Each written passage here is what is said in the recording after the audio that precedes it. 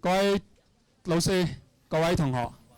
各位喺出邊請假翻嚟嘅朋友，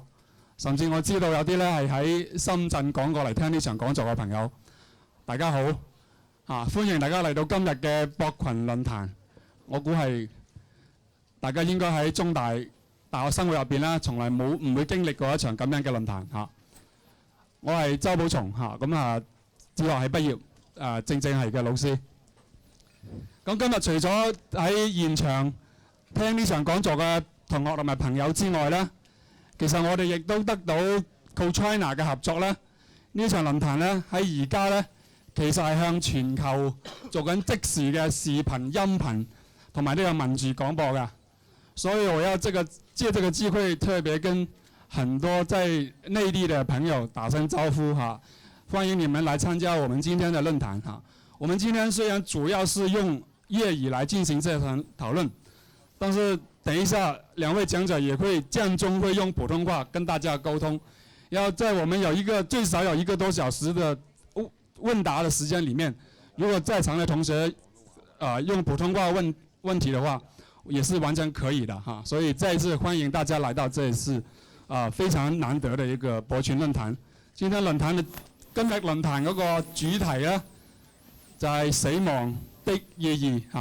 咁我想喺兩位講者開始講之前呢，我講2個好簡單嘅 point。第一就係點解我哋想搞呢一場論壇，第二就係點解我哋以呢個死亡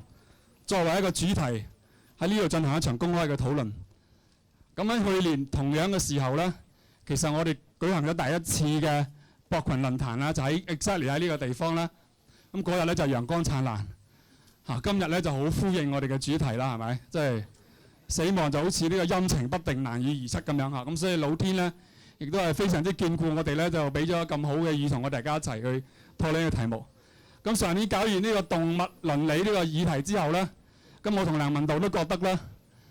好希望喺中大呢，每一年呢都能夠有一次嘅，最少能夠有一次嘅哲學講座，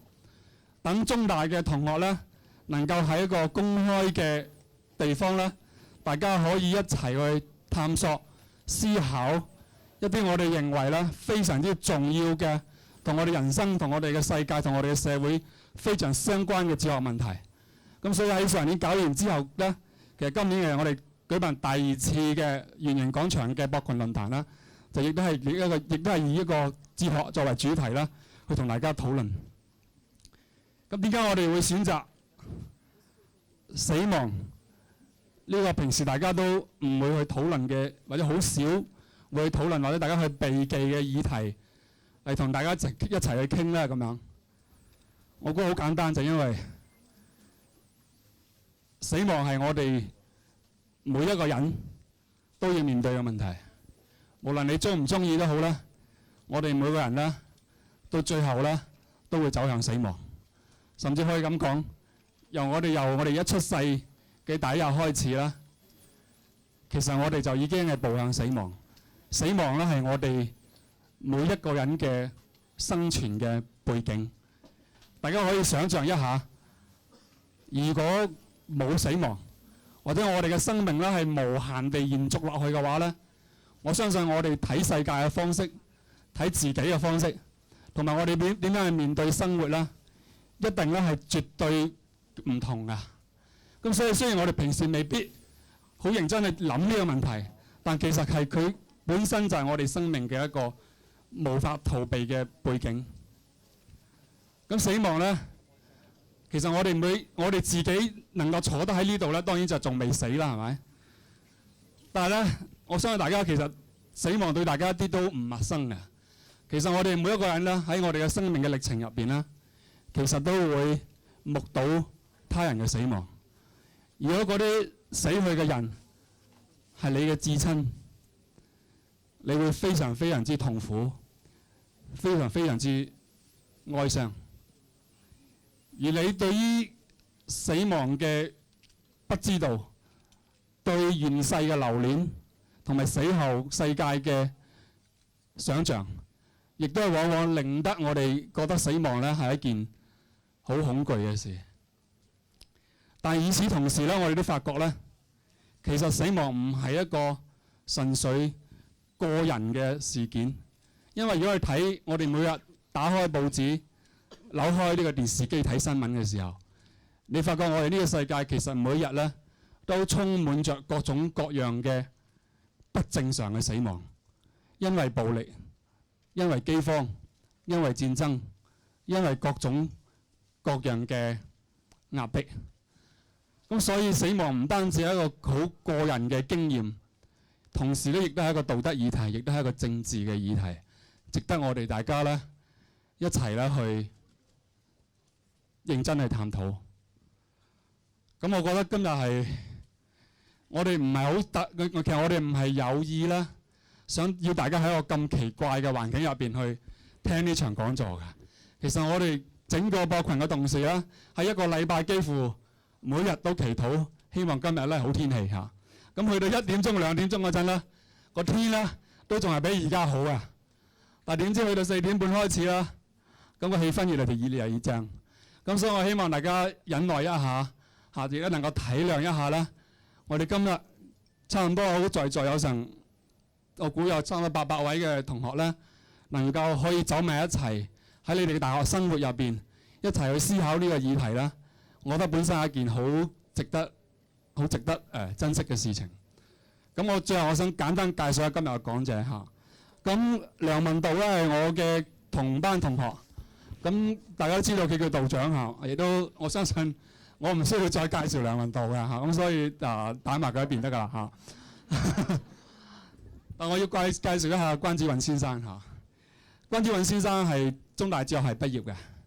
咁後來去德國留學，咁佢亦都係我同文道嘅老師嚇。咁佢喺如果係哲學系嘅同學，或者曾經修過哲學系嘅科目嘅同學，我估多少都知道關先生喺過去嗰幾十年喺中大係一個好值得我哋敬重嘅老師。關先生對於死亡唔單止喺學理上邊有好深嘅研究同埋思考，同時喺佢嘅人生嘅歷程入邊呢，曾經經歷過刻骨銘心，或者係非常非常之痛苦嘅一段死亡嘅經歷。咁所以關先生，當我發出呢個邀請，請關先生嚟同我哋講呢個題目嘅時候，佢話佢過去呢個10幾年啦，其實從來都係冇試過公開地去探討或者討論呢一個問題，因為覺得太過沉重，好難面對。咁所以今天關先生能夠答應嚟到呢個圓形廣場同我哋討論呢個題目，咁我自己係非常非常之感激嚇。咁我哋亦都希望大家咧以最熱烈嘅掌聲啦，多謝關先生嚇。咁而家我哋請關先生先講頭嘅一個半場嚇，有請關子韻先生。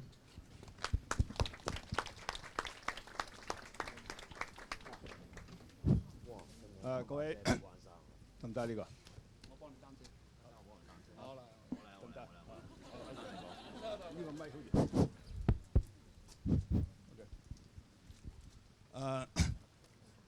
似。大家好。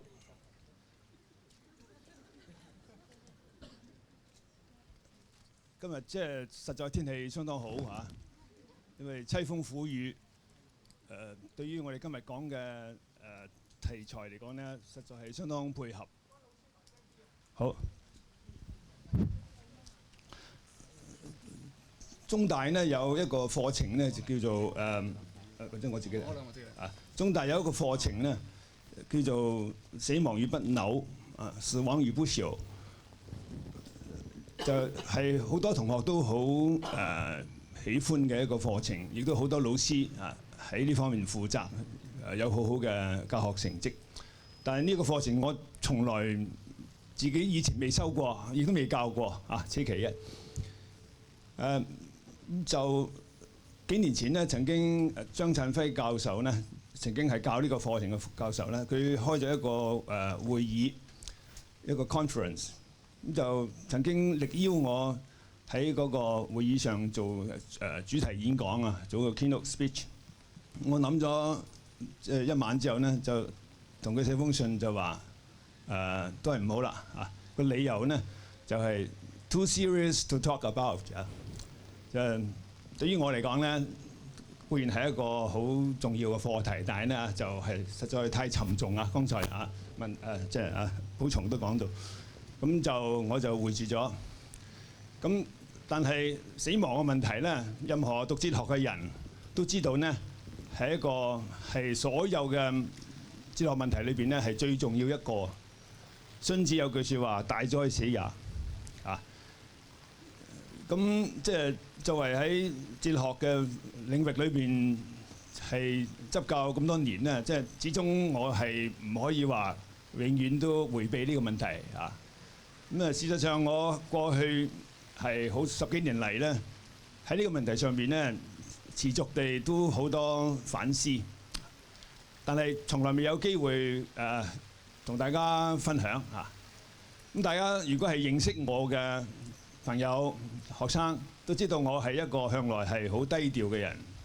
亦都冇乜急才啊！咁今日見到咁樣嘅場面咧，首先我係非常之感動啊！就係希望冇白費大家嘅嗰個時間啊，同埋呢個係嚟到呢度嘅苦心。當我答應話講呢個題目嘅時候咧，我本來只係想係都係從個學理上講啊，因為死亡嘅問題啦，固然有個人嘅經驗啦啊，但係我哋大概唔應該只係將個議題呢就環繞個人嘅感受、個人嘅經歷咧嚟到去發揮。咁嗰時候呢，死亡作為一個議題嚟講呢，佢個真正嘅要素呢就反而冇咁容易俾我哋睇得到啊。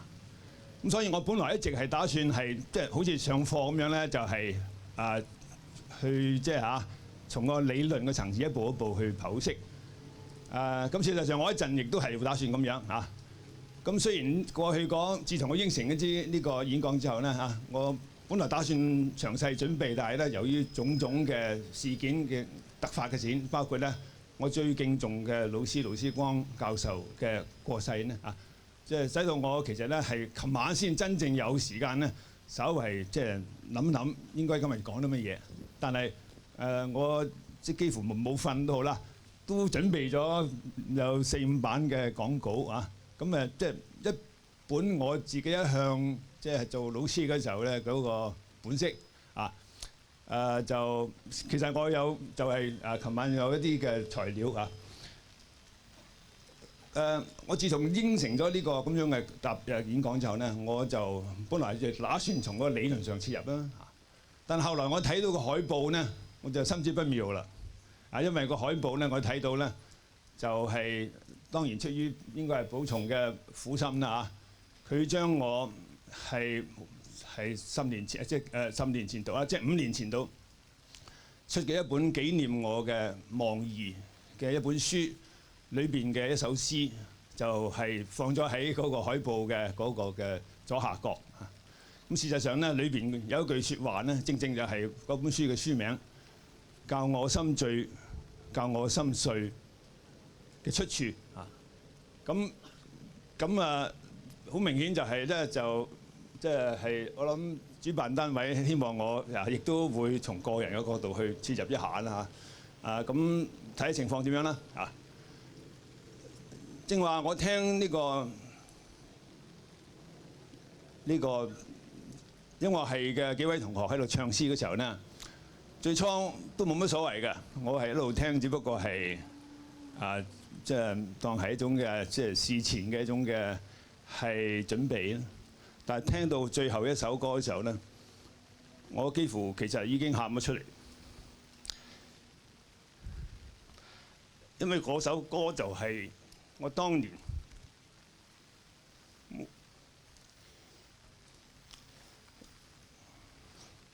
每一個晚上，我用德文唱俾我個仔嘅歌嚟嘅，所以我就向自己問啦：咁你點講落去咧？我執教足足有幾十年啦，未試過咁樣嘅一種嘅情況之下咧，要演繹一個議題啊。但係喺各位嘅盛情之下呢，我會盡我自己最大嘅努力啊！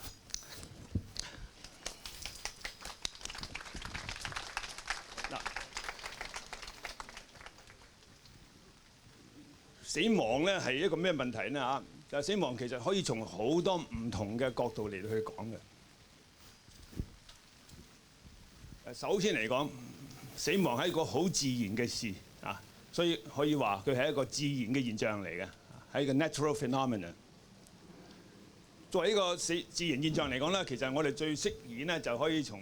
生物學啊、醫學啊等等嘅角度咧去研究啊。咁事實上啊，呢個係一個議題嚟嘅啊。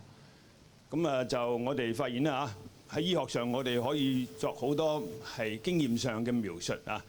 係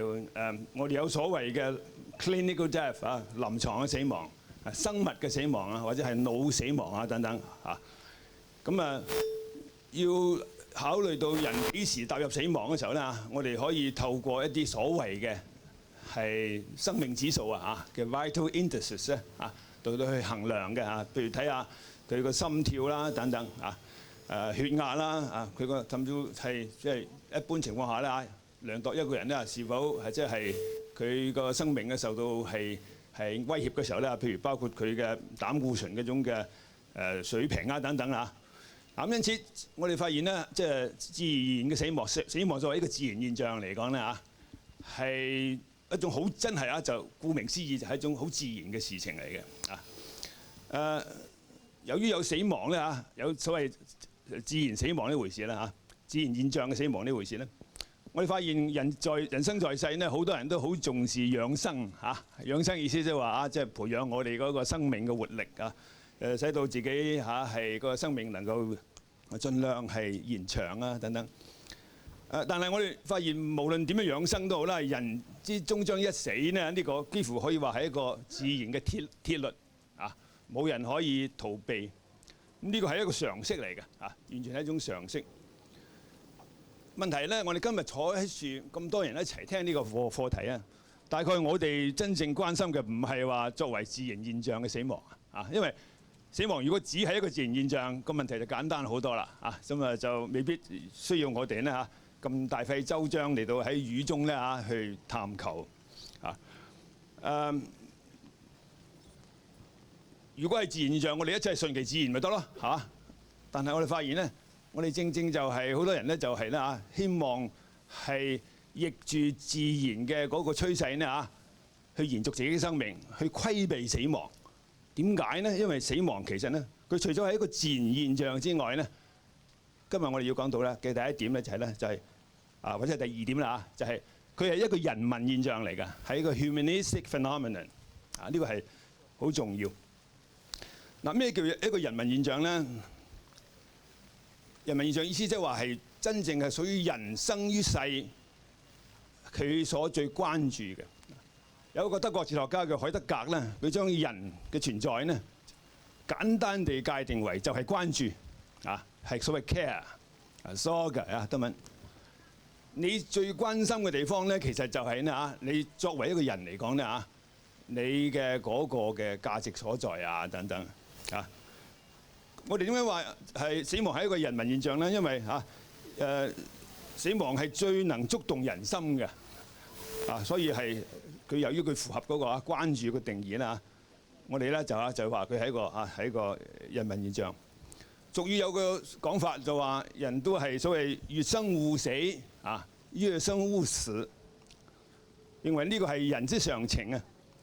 嗱，呢個當然正正係講出咗呢個係呢個。死亡咧嚇係至於生死嚇係即係人類關注死亡咧嚇係一致於係咧嚇係諸事係於腦際。我哋可唔可以將譬如將嗰個勾喺樹，我自己擔遮唔得啦嚇嚇唔使 OK， 因為我行入啲點舒服又得啫，你中意就舒服出效果好啲喎。OK， 我今日行多出咗步添啦真係人類越生互死咧嚇，最足以反映呢種咁樣人文現象咧，其實就係喺所謂對於死亡嘅忌諱啊。我哋知道我哋即係啊係過年過節嘅時候咧嚇，嗰啲長輩咧嚇特別咧係在意於我哋咧，千祈唔好提嗰個死字啊！如果唔係咧，真係掌你兩巴咁樣啦。嗱呢啲情況咧其實咧嚇，其實本身嚟講就係一個人為現象嚟嘅嚇。另外咧，我就發現到一個好有趣嘅現象就係咧嚇，大家即係香港嘅朋友一定知道，唔知國內有冇咁樣嘅同樣嘅情況？就係香港好多樓宇咧，好多樓房啊，甚至好多新建嘅嚇豪宅啊等等咧嚇，佢哋咧係即係將嗰個層數啊排列嘅時候咧，會將個四字咧嚇係避開咗㗎。咁4、14、24、34嗰啲固然要避啦嚇。咁然之後咧40幾一路成層咧就避晒嚇。咁甚至咧嗰啲間接同死有關嘅嚇嗰啲字咧，譬如呢個5字咧，譬如5有唔3唔4咁樣啦嚇，又或者個7字啦等等啦嚇，佢哋都會要避嘅。所以有種據雲啊，我唔知喺邊度啦，有種情況咧係30幾層嘅高樓，個頂樓咧排咗88樓啊，據雲有咁嘅情況啦。嗱呢種即係坦白講咧嚇，其實係一種非常反智嘅現象嚟嘅。反智到一個地步咧，其實即係有啲嘅胡鬧，但係咧就係直情咧係已經成為一種建制啦嚇。其實正正反映到啊呢個我哋係呢個對於所謂死亡嗰種忌諱咧係根深蒂固到咩地步啦？嚇好嗱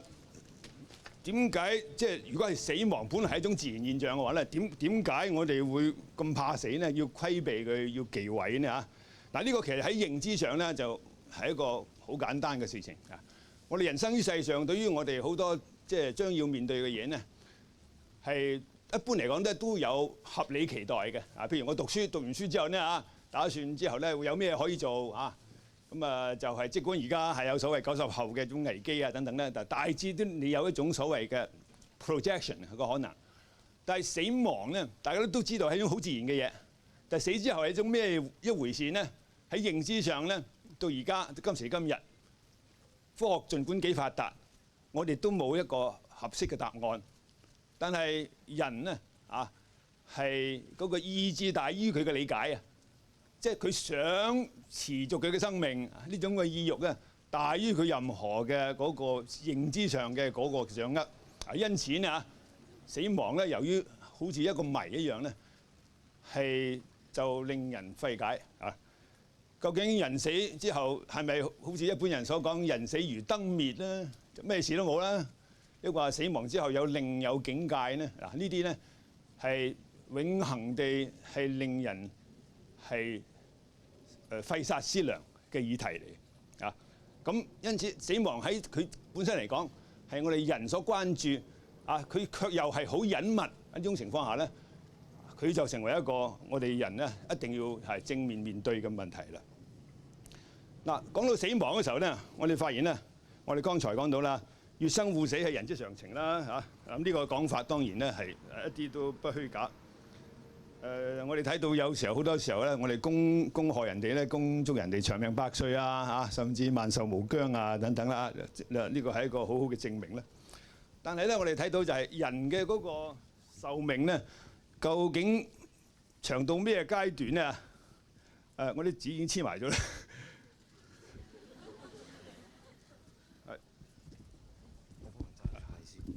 你揭咗先嚇，因為已經揭唔到啦。你真係要講嘛？OK，輪流啊。OK 啊，好。哇，咁啊，即係可能。好，唔該你啊。咁啊，就即係究竟人嘅壽命，譬如係要長到咩階段咧，先至叫做係一種合理咧嚇？剛才直情阿寶松都其實觸及呢個問題嘅。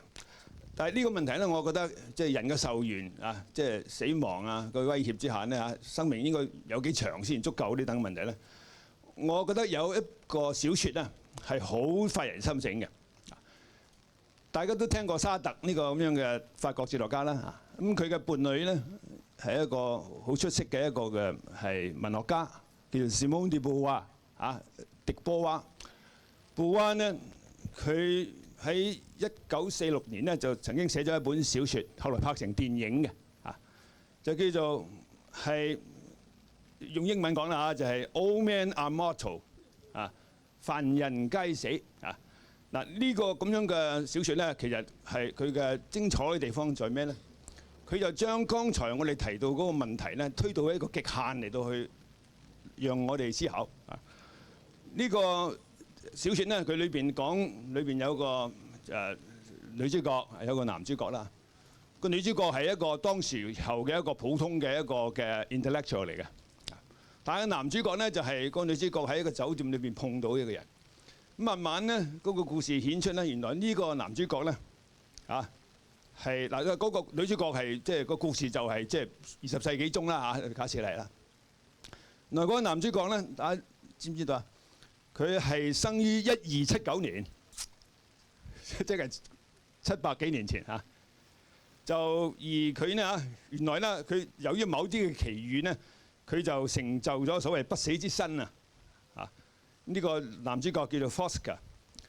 佢曾經喺個劇中咧就係向個女主角咧係示範咧係刎頸，咁以為女主角睇見佢刎頸自殺咁啊好驚啦，以為死啦咁好地地傾開即係正常咁談論，忽然間攞把刀割咗自己條頸係咩一回事？原來咧你睇見佢一割之後係流血，但係過咗唔夠半分鐘，慢慢血就停止流啦，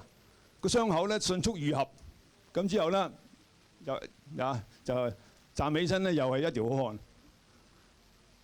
原來佢唔死得嘅，即係當然呢個故事啦嗱呢個咁嘅故事咧，其實咧就係係説明咗一樣嘢就係咧，就係所謂如果真係得到永生咧係我哋仲點樣咧喺個世上仲係即係點樣去生活咧嗰個故事就係形容啦，當然好複雜啦，但係佢基本上嘅意念就係話，當個女主角遇到呢個男主角嘅時候咧，佢發現佢呢個係即係得到某一種意義嘅永生嘅人咧，原來佢呢就係已經係可以話咧，已經係飽受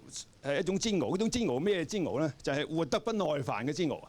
佢活得太長啦，而且佢冇咗死嘅可能性於是呢，佢出鏡嗰時候咧，簡直係目光呆滯，係對一切無動於衷世界上任何嘅事物都冇法引起佢嘅興趣，佢對任何嘢都唔再追求，任何嘢都對佢係冇意義嘅咁就係換言之呢對男主角嚟講咧呢個 Fosca 嚟講咧由於唔能夠死呢，生命就成為一種詛咒啦其實咧我哋發現咧，早喺呢個沙特迪布瓦即係從呢種咁嘅角度從文學角度咧談論死亡之前呢，有個德國哲學家咧叫海德格咧，早已經喺佢個《存在與時間》呢個書裏邊咧，好深刻咁樣去直接談論過呢啲問題嘅。咁海德格曾經咧佢就將人咧嘅存在咧就稱為咧叫做趨向死亡嘅存在叫做 being towards death。Sein zum Tode 咁講到去生死嘅時候咧，我哋發現好多時候咧，大多數人咧都喜歡把即係生死咧係兩極化地理解啦，就係以為咧即係死就係生嘅反面啦咁當然咧就係就認為咧死就係咧代表咗生嘅嗰個嘅終了咁樣啦當然啦，我哋發現如果從一嘅死亡作為一件事實嚟講咧，當然咧死之後咧，當然咧就生命就終了啦嗰啲 vital indices 咧就係趨於零啦等等啦咁但係我哋發現咧，海德格將人定性為趨向死亡嘅存在嘅時候咧，所指嘅死亡其實唔係指死作為一種事實而係話死亡咧其實咧佢除咗係終將成為一個事實之外咧，其實係喺我哋一生人裏邊咧，都係伴隨着我哋一步一步去走嘅一個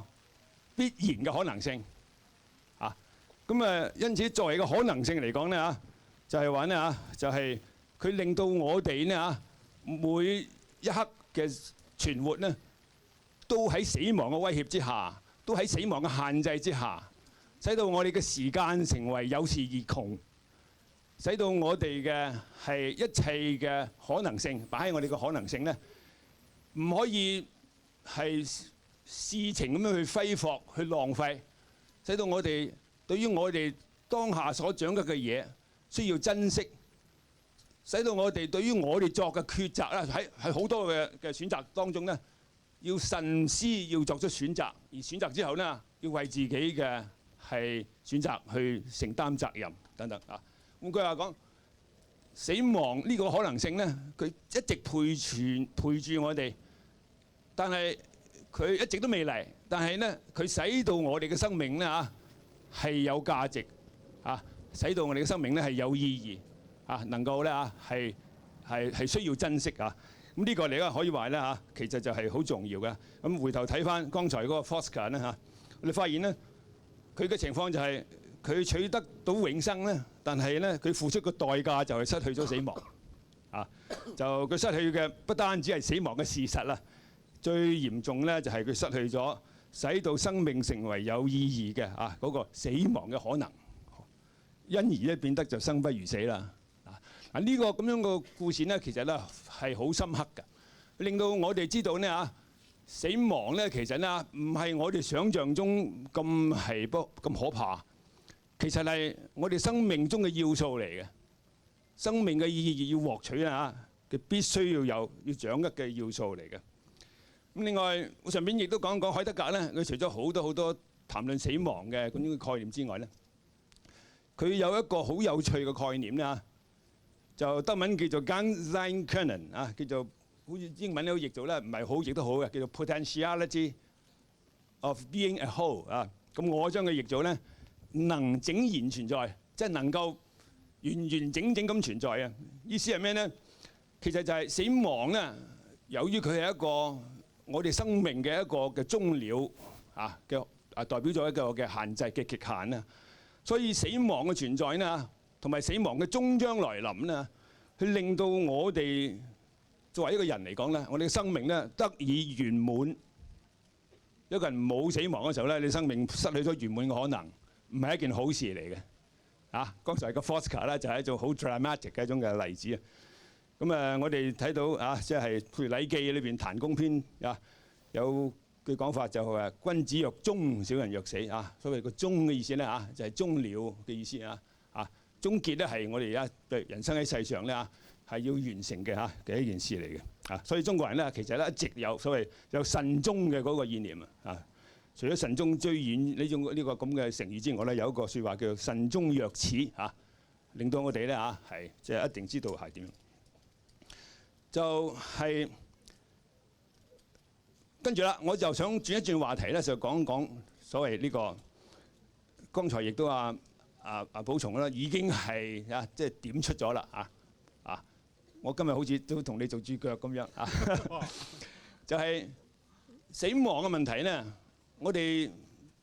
講到而家為止咧，一直似乎都係環繞住一個重點講咧，就係話都係指一己之死，即係自己嘅死亡啦。嗱，剛才我哋講啦，Heidegger講嘅即係 Ganzeinkönnen 咧，都係從一己嘅死亡講嚟。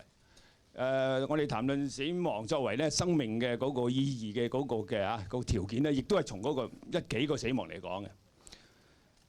但係我哋發現咧，即係除咗一己嘅死亡之外咧我哋發現咧，如果個死亡只係涉及個人嘅問題嗰時候咧，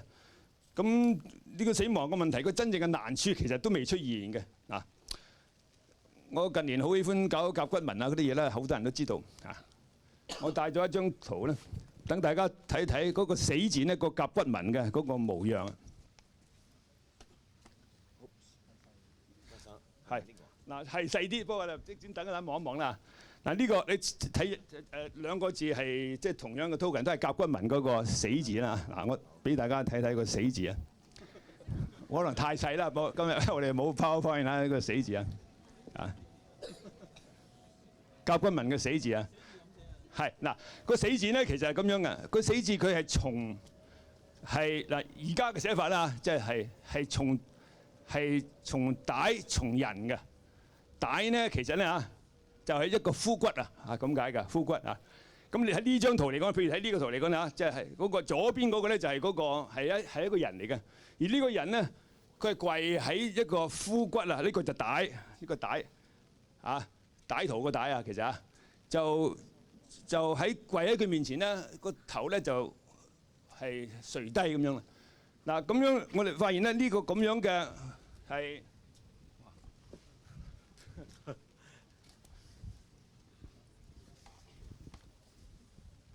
呢種咁樣嘅情況咧嚇，其實咩咧？就發現咗一種好簡單嘅道理，就係咧，就教軍文裏邊咧，後來金文亦都係一樣㗎，就反映咗個所謂死咧。古代我哋點理解呢？就係羅振玉啊，即係甲骨四堂裏邊嘅羅振玉啦。佢個解釋就係話：生人拜於朽骨之旁啊。羅振玉說：生人拜於朽骨之旁。一個在生嘅人咧嚇，佢喺一個死者嗰個遺骸側邊啊。係喺度禮拜。咁另外劉興龍啊，我哋係中大嘅沈培老師啊等等啦，都有同樣嘅嗰個嘅解釋嘅啊。咁你睇到一樣嘢就係咧，所謂死咧，其實咧，除咗涉及到係即係死者本身嘅議題之外咧，其實最重要咧就係涉及到生人嗰個所謂 survivor 在生嘅人咧，對死者嗰個悲動、佢嘅哀悼等等啊。呢個問題咧嚇，其實咧就發現其實就係死個核心問題啦嚇。正正咧就係咧嚇呢種係所謂咧係人與人之間咧嚇對於死亡嘅哀悼。用海德格嘅講法咧嚇，就係人之為人咧，就其實咧係必須與他者與其他嘅人咧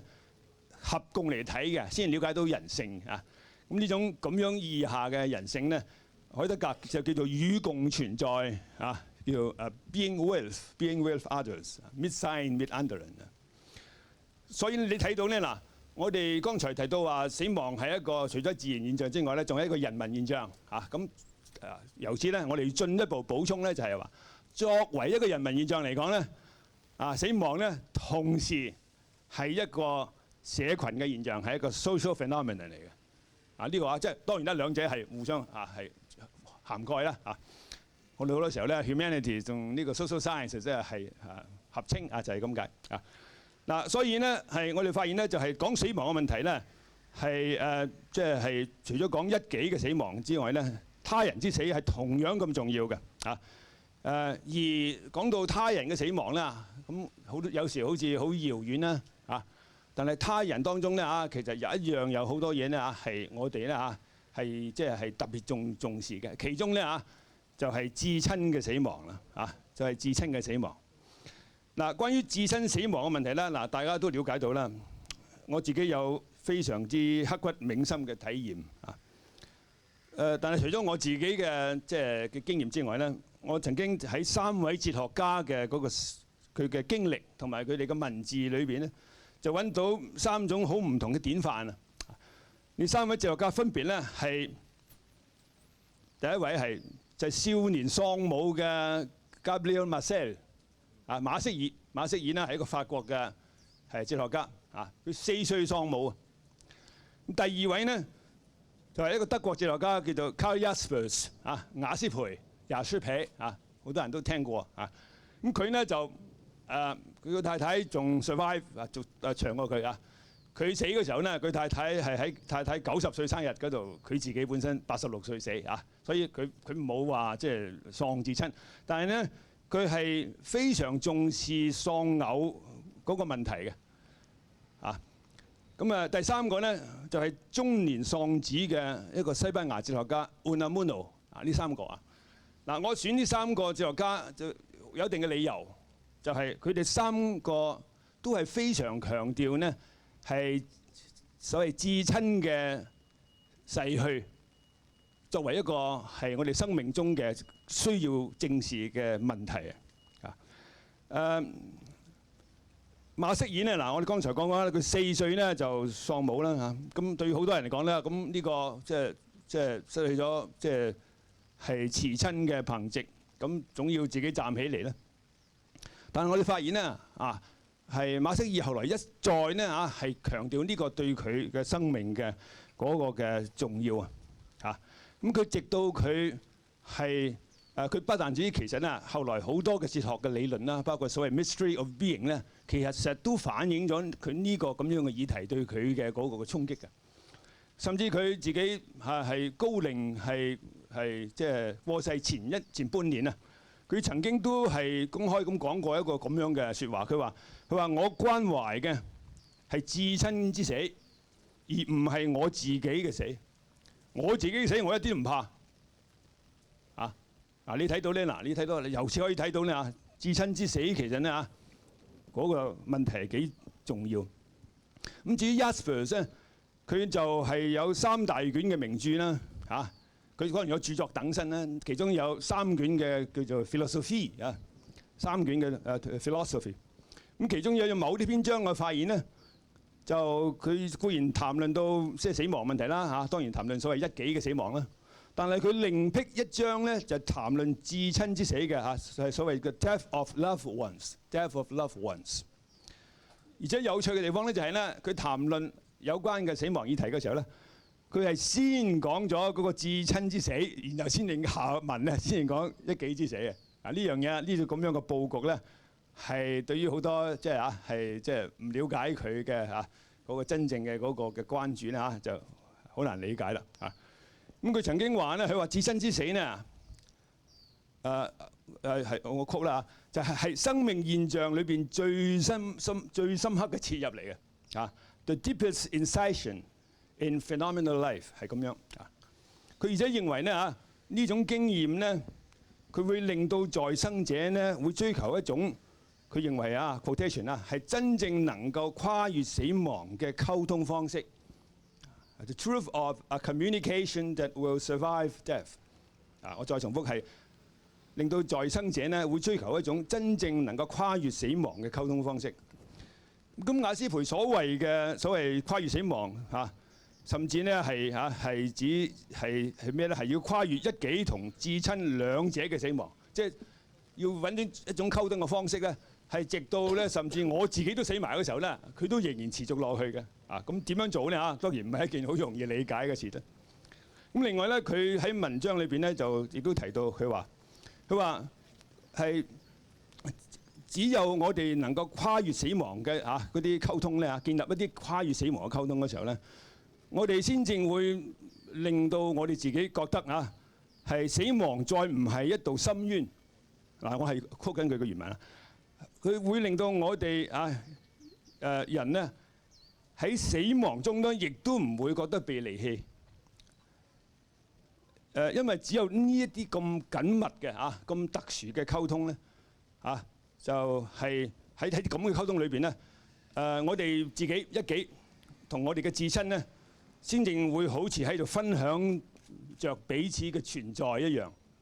呢個咁嘅意思啦，其實咧就係令到我讀到呢度咧係非常非常感動嘅。係我即係讀有關於死亡問題咧，其中一個好令我觸動嘅一個嘅用語。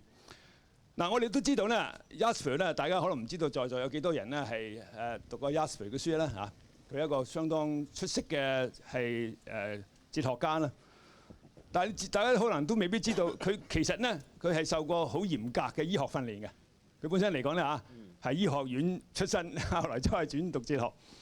咁當然咧，就從佢個醫學嘅嗰個嘅素養嚟睇咧，佢當然好明白死亡咧係一種自然現象。而所謂咧一啲跨越死亡嘅溝通咧，你從醫學上講係匪夷所思嘅。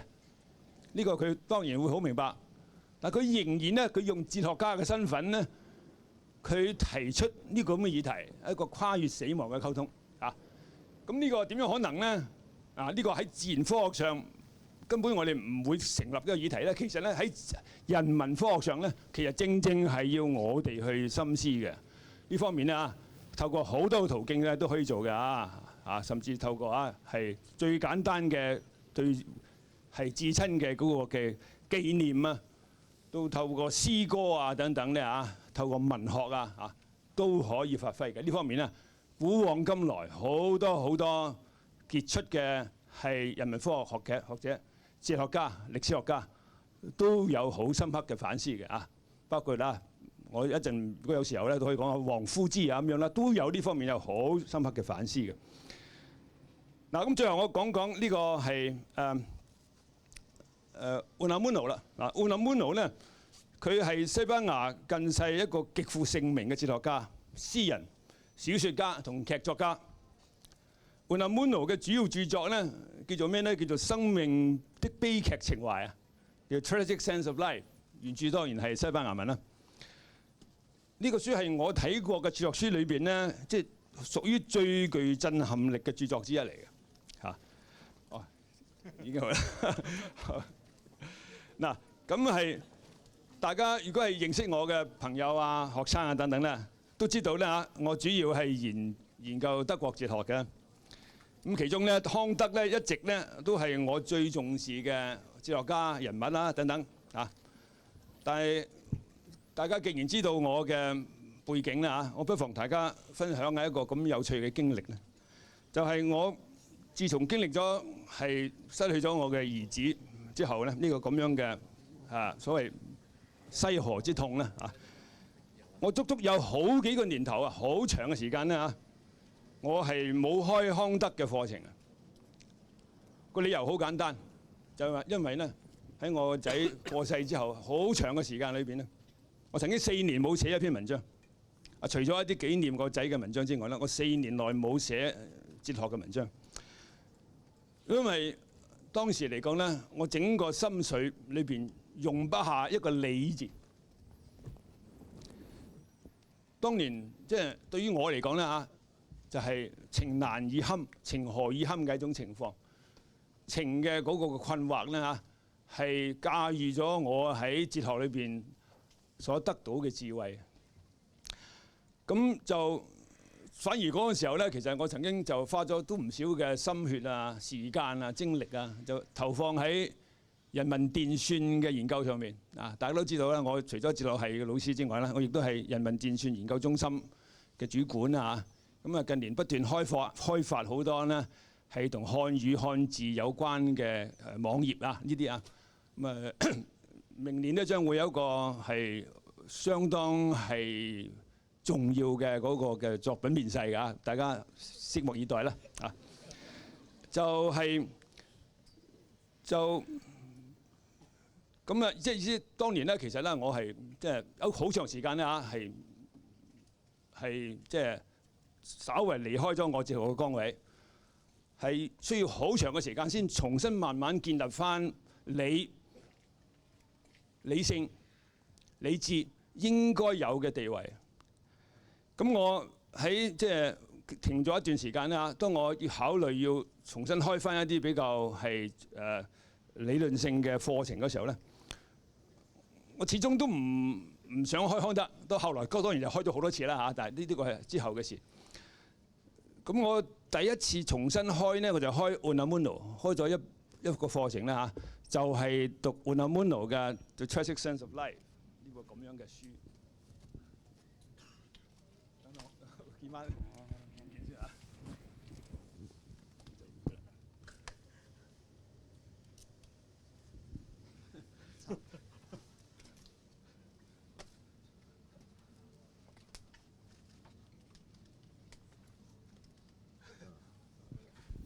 唔好意思啊，真係未試過咁狼狽喺雨中咁嘅狼狽。嗱，咁呢個係呢個係。咁嗰個時間咧，我就曾經係對於呢個 Unamuno 呢個書咧嚇做咗好深度嘅嗰個研讀，讀咗好多次，甚至讀埋好多Unamuno 嘅佢嘅詩啊、佢嘅戲劇啊等等啊。我用心好簡單啊，其實咧就係話，因為我覺得咧，即係中年喪子嘅 Unamuno 咧，即係同自己同病相憐啊。咁就 Unamuno 咧係。即係差唔多係中年嗰時候咧嚇，佢10幾歲嘅仔呢係因為係 hydrocephalus 啊，最後離開咗佢。咁佢一生都離唔開呢個咁樣嘅嚇嗰個打擊嘅嚇。咁就佢喺佢個《Tragic Sense of Life》呢本書咧裏邊咧，曾經咧我勾咗出嚟啊，有5次呢係提到係各種嘅情況啦，包括一啲歷史人物，好似嚇。古希臘世界裏邊嘅Solon啊等等啦，係講5種情況係談論到係父母喺垂死嘅兒女嘅病榻旁咧嚇，嗰個喺度細細呵護嗰種嘅情景嘅啊，5次喺本哲學書裏邊5次提到咁嘅議題啦，係匪夷所思嘅。其實好簡單，呢個後來大家好多學者都話呢本書就係佢嘅 autobiography 嚟嘅，係個 inner autobiography 嚇，係哲學嘅內傳嚟嘅。啊，呢個內傳呢個 term 咧，其實好多年前咧，李歐梵教授都用過㗎。佢講魯迅嗰時候咧用過呢個 term 嚇。咁其實後來咧就係好多西班牙嘅學者，即係不約而同都係用啊，喺個 inner biography。咁但係咧喺個書裏邊咧，我哋發現咧，我哋反映到Unamuno係一個非常博學嘅人。佢裏邊咧喺300幾頁嘅文本裏邊咧，引經據典，將西方哲學自古以至今啊，遠至希臘嚇係及於中古，近至當代啊，或者係近到康德等等啦，各種嘅同哲學嘅理論，關於死亡啊、苦難啊等等嘅議題咧，係都攞出嚟去評議。但係各嘅所有嘅智慧咧，似乎對佢咧都唔能夠疏解到佢個困惑，因為佢攞呢啲咁樣嘅議題攞出嚟嚇擺出嚟啦，跟住就自己就從自己角度咧嚴厲地去批評個不足等等啊。所以我後來咧，我經過咗好細心嘅係解讀之後咧，我發現一個情況就係咧，我哋面對死亡咧，其實係同時涉及情與理嘅考慮。我哋人生世上其實，我哋人喺世上，我哋交友處事，其實都係要情理兼備去面對嘅。生死之大事，更何況咧嚇？咁問題我哋發現咧，係 Unamuno 啦，似乎咧喺情理當中咧，似乎佢揾唔到一個好好嘅平衡點，而歸根結底，雖然佢嘅博學，但係咧佢個情咧駕馭咗個理啊，佢一直咧冇法子走得出至親嘅傷逝對佢嘅打擊嘅。咁呢個對於 Unamuno 嚟講當然好不幸嗱。咁佢之所以做成咁咧，其實好多理由。我自己其中一個解釋就係佢以哲學家嘅身份，佢同時亦都係一個基督徒。而由於佢個仔佢至親嘅逝亡咧，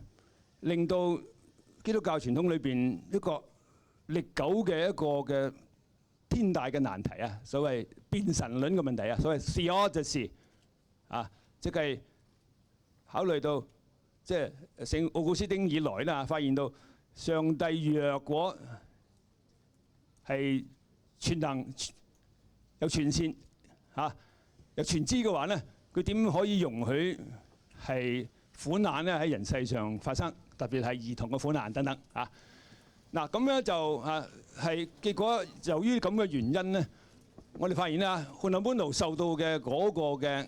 係擔係非常重嘅。結果由於好多種原因，包括呢個尤其是呢個咁嘅原因，結果佢一生人都冇走出嚟。我覺得佢對佢當然係好不幸，但係咧亦足以呢係為世上咧有同樣嘅情況嘅父母咧係引以為戒。意思即係話咧係情之所至咧，我哋咧喺呢個係至親嘅逝亡嘅時候咧係悲傷係應該嘅。我成日都覺得咧悲傷咧流淚咧係存沒二者，即係在生嘅人同過死嘅人咧嘅溝通嚟嘅。淚水咧係逝者佢所係應配，佢配要有咁樣嘅嗰個悲傷作為佢嘅祭禮，亦都係傳者咧係所當需存在嘅人悲傷對於佢嚟講係需要嘅，佢唔能夠忍受自己呢係好快就無動於衷。但係咧悲傷係有時刻嘅，逝者亦都唔想呢個係在世嘅人咧啊，永恆咁悲傷啊。所以咧，我哋發現咧啊，就係我以前咧曾經有篇文章就提到，所謂喺情理之間咧有兩個階段啊，係至親離世嗰時候咧，太早以為用理可以克服一切啦，其實係唔應該嘅，亦都係唔可以勉強嘅。所以嗰個時刻嚟講咧，你就容許自己嘅情感啦嚇，有慢慢一步一步慢慢去伸張啊，去疏解嘅嗰個機會咧啊，呢個我叫做以情款情。但係咧呢個時刻咧啊，你要有意識地咧啊，俾佢一個嘅時限啊，到適當嘅時候咧，你為自己亦都為逝者咧，應該揾翻你自己人生嘅嗰個道路啊，用你嘅理智，尤其是如果你係讀哲學嘅話咧，用哲學嘅智慧幫我哋揾翻一個咁樣嘅一個嘅嚇係解決嘅一種可能嚇。咁呢個叫做以理款情啦嚇。以理款情呢個4個字咧，盧思光教授曾經提出嚟嘅。嗱，所以咧就喺 Unamuno 嘅身上咧，我睇到呢個咁樣嘅情況啊。嗱，雖然我整體嚟講咧，對於 Unamuno 對於所謂死亡嘅問題咧嘅即係過分重視情嗰種處理咧，我並唔係完全認同。但係我發現咧，就係喺佢嘅係我喺呢度係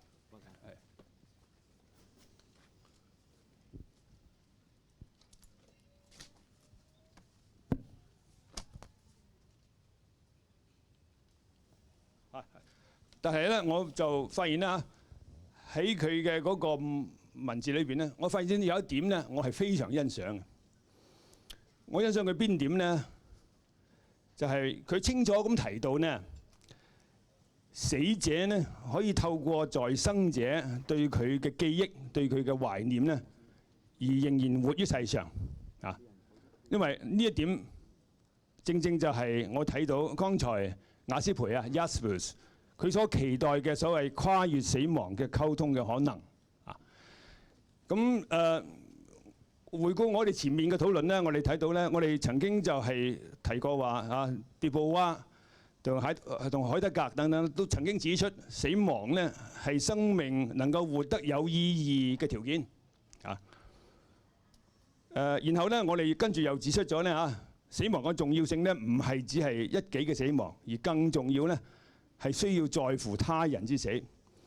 甚至係至親之死。嗱，咁我順住呢條咁嘅思路咧，我慢慢我就得到一種好深刻嘅一種嘅體驗啦。就一般人咧就認為死者已矣啊，所謂逝者如斯。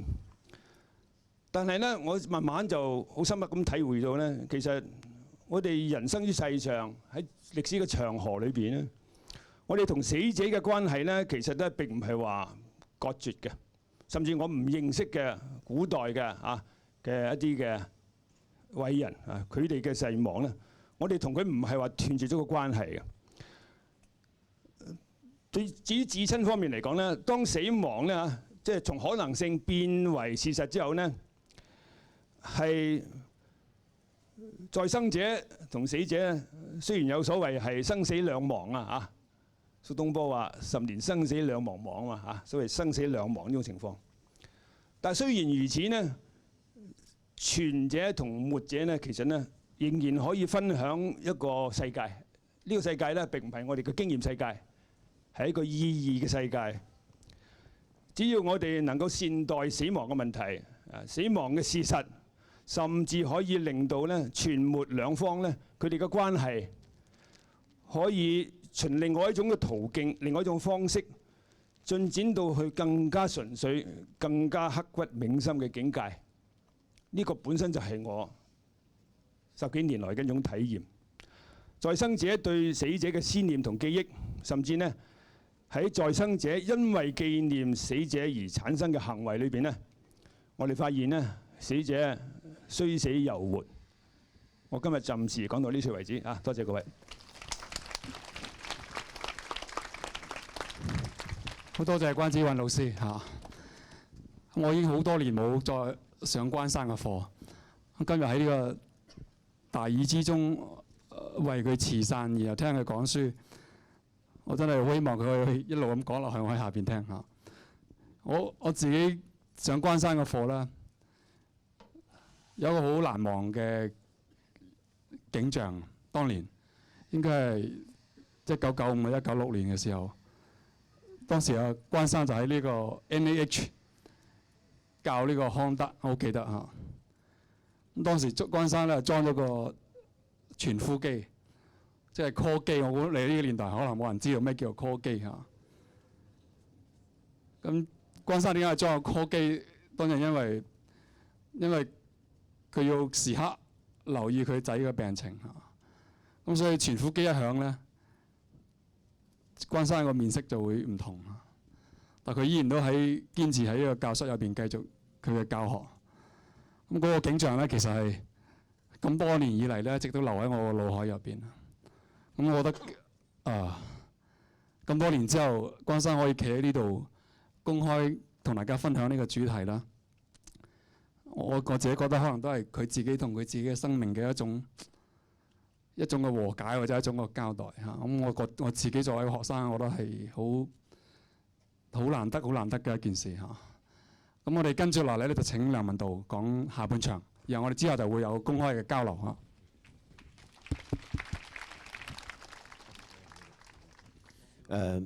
其實我哋俾關山講先啦，我跟住就冇乜嘢講噶啦。咁所以咧，即係我都係好簡單做一啲補充啊、註腳嘅啫。不過首先要先講翻就係，我覺得周寶松真係一個同我好唔同嘅人，佢真係太浪漫啦。佢一嚟就同大家講話，今日落大雨，情調好好。呢個豪啲咧，大家應該唔好擔遮。我即刻諗起，但係問題係大家嚟聽講座啫，點解要咁豪咧？